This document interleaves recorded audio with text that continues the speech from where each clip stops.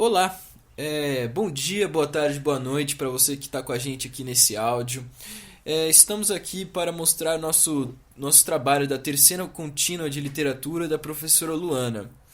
Nosso grupo ele é composto por mim, Pedro Henrique, número 33. Eu, Carlos Klopfer, número 8. Eu, Pedro Nunes, número 34. Tayana, número 36. E para a apresentação desse trabalho, a gente vai fazer um podcast. O nosso trabalho, ele vai ser... A gente vai falar um pouco sobre a história A Relíquia, de Eça de Queiroz, que foi publicada em Porto, em Portugal, em 1887. Nesse trabalho a gente vai fazer uma comparação de algumas atitudes do personagem principal do livro, que é o Raposão, né, o apelido dele, com algumas características da sociedade atual. Mas antes disso, a gente vai explicar um pouco sobre o contexto histórico em que o livro foi escrito, em Portugal, e o contexto histórico tanto do mundo, da Europa, né, que era o principal polo, como Portugal especificamente. Eu vou falar um pouco sobre qual que era o contexto no mundo. Um pouco antes da publicação do livro, estava acontecendo a Segunda Revolução Industrial, que foi de 1850 a 1870 mais ou menos. No mundo, estava acontecendo muitas revoluções na ciência e novos pensamentos filosóficos. Também estava ocorrendo um grande desenvolvimento do transporte e da comunicação, e a polarização da burguesia. Essa série de mudanças influenciaram economicamente, politicamente e socialmente o mundo. Enquanto isso, Portugal vivia um momento de muito marasmo. Isso significa que os progressos ainda não tinham chegado no país. E a igreja ainda tinha muita influência sobre toda a população e até mesmo sobre a corte portuguesa. E enquanto isso, os índices de analfabetismo do país cresciam estrondosamente. Junto com isso vieram vários problemas econômicos e a coroa portuguesa tinha acabado de fugir para o Brasil. Também nesse momento, por ter acabado de sair da escola literária do Romantismo, ainda havia muitos resquícios do que havia se passado naquela época, né? Pois a publicação foi feita na escola literária do Realismo, mas nesse contexto ainda havia bastante fortes características acerca do romantismo impregnados na sociedade. Durante todo esse contexto da época, em 1887, Eça de Queiroz escreveu o livro A Relíquia, em que os personagens principais eram Teodorico Raposo e sua tia Patrocínio das Neves. O livro era narrado em primeira pessoa.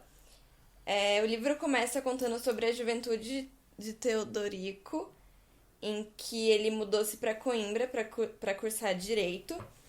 Ao entrar na faculdade, o seu comportamento era baseado em bebedeira e mulheres.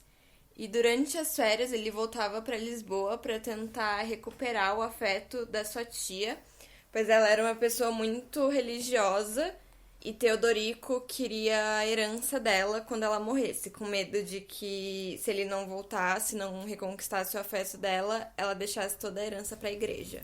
Ao terminar a faculdade, ele voltou para Lisboa e começou a morar lá para ficar com essa tia e reconquistar de vez ela. Com isso, por ela ser muito religiosa, ele estava indo à igreja todos os dias, rezava, levava uma vida de devoto. No entanto, era apenas um plano para herdar a fortuna da tia dele. Com as consequências dessa devoção, ele acabou deixando a Adélia, que foi uma namorada que ele tinha, porque ela não recebia atenção dele, e aí ela acabou largando ele. Frustrado e desiludido, a tia sugere que ele vá para Jerusalém, onde todos os pecados dele podem ser perdoados. Ao ir para Jerusalém, ele tinha prometido à sua tia que traria de lá uma relíquia religiosa para oferecer de presente a ela. Ao longo do percurso, ele se divertiu profundamente com as festas e noitadas, e lá conheceu a inglesa Mary, com quem ele teve um relacionamento rápido. Quando eles estavam se despedindo, ela entregou a ele um embrulho com uma camisola e um bilhete para que o fizesse remeter a esses dias. Ele seguiu a viagem dele e quando chegou a Jerusalém, ele procurou o presente ideal para sua tia. Ouvindo conselhos, ele encontrou uma árvore que supostamente haviam retirado a coroa de espinhos de Jesus Cristo. A ideia dele foi pegar um galho, colocar no formato da coroa de espinhos, embalar e entregar à sua tia. Mas quando estava fazendo isso, ele acabou confundindo os papéis, já que o papel que ele usou para embrulhar era o mesmo que a Mary tinha usado para dar a camisola, e acabou entregando à sua tia a camisola ao invés da coroa. Quando a tia abriu o presente, ele foi expulso de casa e, para tentar sobreviver, ele começou a vender supostas relíquias falsas. Durante esse período, ele se casou e a sua vida começou a ser estabelecida novamente. Quando tudo parecia bem encaminhado, a sua tia morre e deixando todos os bens para o padre Negrão. No final da história, Teodorico encerra furioso, tentando pensar no que deveria ter feito de diferente para mudar esse ocorrido. Diante de toda essa história, a gente vai comparar algumas das atitudes do Raposão com algumas atitudes que ainda acontecem no dia a dia. E é bastante, hein, Carlos? Então, a primeira atitude que a gente vai comparar é em relação às festanças e bebedeiras e a vida boêmia, acontece. né? Acontece bastante. E a gente tem visto atualmente que principalmente nas faculdades, assim como foi no caso do Raposão, tem acontecido bastante, né? Hoje em dia, aqui no Brasil, principalmente, as faculdades têm essa fama das festas e da farra que acontece, Na né? verdade que o povo, os adolescentes, os jovens, né, melhor dizendo, com essa idade, eles têm essas necessidades de fazer festas, de expor, que utilizam certas coisas, que se relacionam com tal pessoa, e eles fazem muito dessas festas, e eu acho que criando ela de um paralelo, é basicamente a mesma coisa do que acontecia anteriormente na história citada. Mas pode ter muita ligação também, tipo, com a questão da liberdade da pessoa. Porque na idade da faculdade, quando você tem mais liberdade, você procura liberdade. Tipo, você acabou de sair de casa a maioria das vezes e está procurando, tipo, ar novo, pessoas cidade, novas. assim. Você está descobrindo você mesmo a só. É uma outra perspectiva de vida. Exatamente. E diante disso a gente consegue ver que isso pode trazer consequências sérias, né? Assim como foi com o Raposão, que ele começou essa vida boêmia na época da faculdade, mas isso se estendeu por toda a vida dele, praticamente, né? Durante todo o percurso até Jerusalém, e trouxe consequências muito negativas, né? Principalmente com a questão da tia dele, que abominava esse tipo de coisa por conta da religião. Isso acabou fazendo com que ele fosse expulso de casa, né? Perder sua herança. Exatamente, isso é algo que pode trazer consequências duradouras e muito negativas para o futuro dos jovens, né? Exatamente, isso é uma fase que, se você não souber lidar da maneira correta, você pode nunca mais sair desse ciclo vicioso, né? De festas, de bebidas. Isso pode acabar sendo muito grave se você não saber lidar com toda essa situação. Mas se você for parar pra pensar, ele só mudou, entre aspas, de vida por causa do interesse no dinheiro da tia dele. Ele não tava bem encaminhado desde o começo. Não, o único interesse dele era o dinheiro. Então, exatamente, ele nunca esteve encaminhado, cara. Essa vida toda que ele teve foi só um reflexo do que ele sempre foi, assim, e ele quis manifestar de uma forma um pouco mais acentuada neste momento.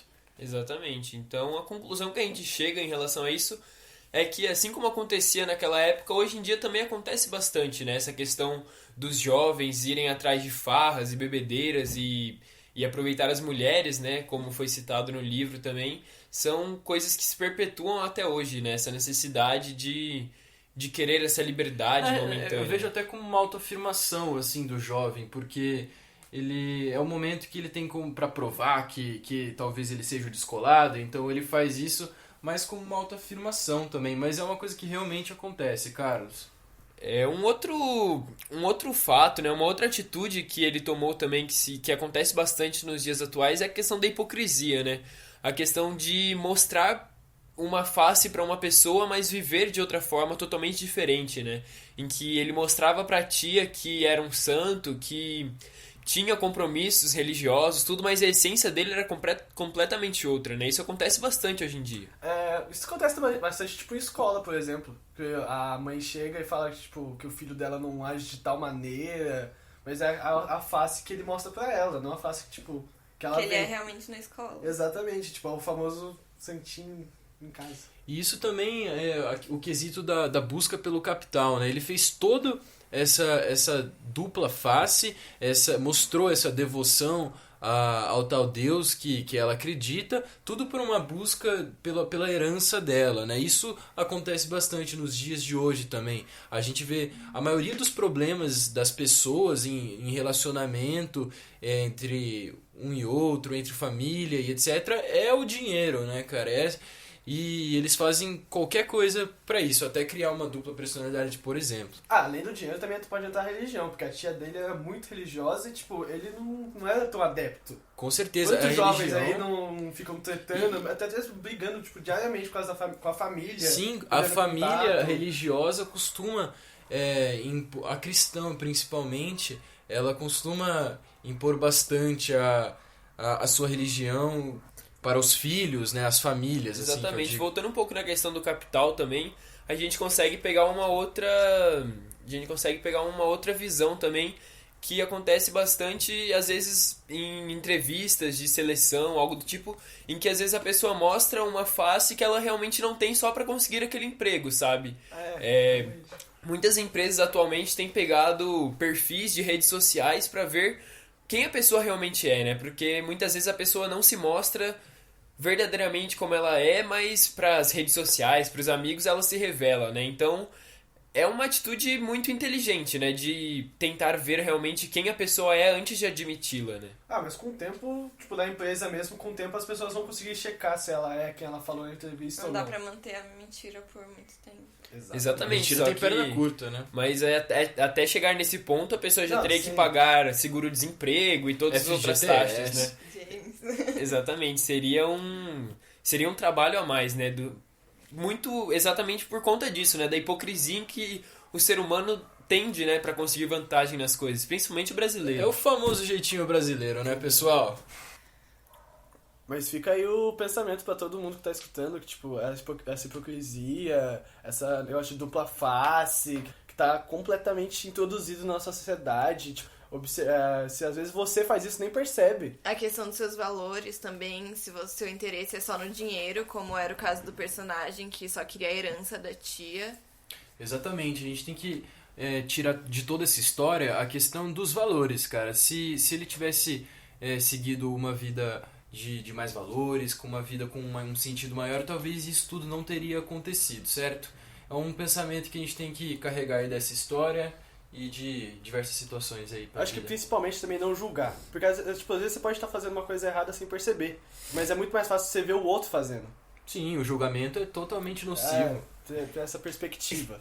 Exatamente. E também a gente consegue ver que algumas atitudes, né? Principalmente na questão do ser humano, as falhas do ser humano vêm se perpetuando por muito, muito tempo, né? Desde o começo da humanidade.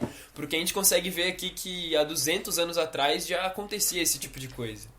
Bom, então é isso, pessoal. Por hoje é só. A gente vai encerrar aqui o podcast. Espero que vocês tenham gostado, tenham conseguido tirar alguma lição, né? Acerca do livro, né? A Relíquia. E a questão também da contextualização dele com os dias atuais, né? Exatamente. Foi um prazer conversar um pouco mais sobre esse tema, sobre essa história tão rica, né, que eu talvez não conheceria assim esse trabalho. Então foi maravilhoso essa experiência. Suas considerações finais, Pedro? Eu acho que foi o trabalho, além de tudo, foi muito divertido e, tipo, eu gostei muito do esquema do podcast, é um esquema diferenciado. E espero que também fique questionamento sobre os seus valores e tudo que a gente disse. Falou, galera!